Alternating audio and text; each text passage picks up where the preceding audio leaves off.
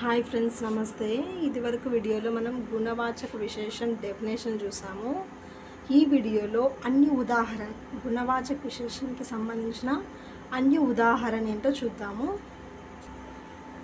First one గుణ్ వచ్చేసి స్నేహి, ప్రేమి, అచ్చా, బుద్ధిమాన్, సమజ్దార్. నెక్స్ట్ వన్ ధార్మిక్, హోషియార్, కుశల్, పవిత్ర, యోగ్య. సో ఇవన్నీ కూడా మనకు గుణవాచక కిందకి వస్తాయి. Second one దోష్.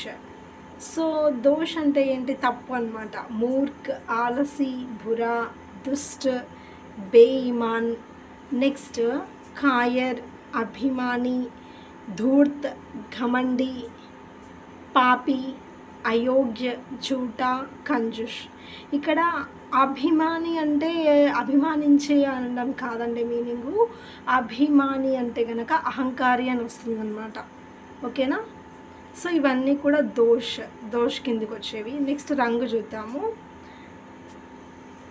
రంగు వచ్చేసి కాలా, గోరా, హరా, పీలా, నీలా. నెక్స్ట్ సఫేద్, లాల్, గులాబీ, చమ్కీలి, మైలి ఆది. సో ఇవన్నీ కూడా మనకి గుణవాచక విశేషానికి సంబంధించిన ఉదాహరణ. ఇవే కాకుండా ఇంకా కూడా ఉన్నాయండి.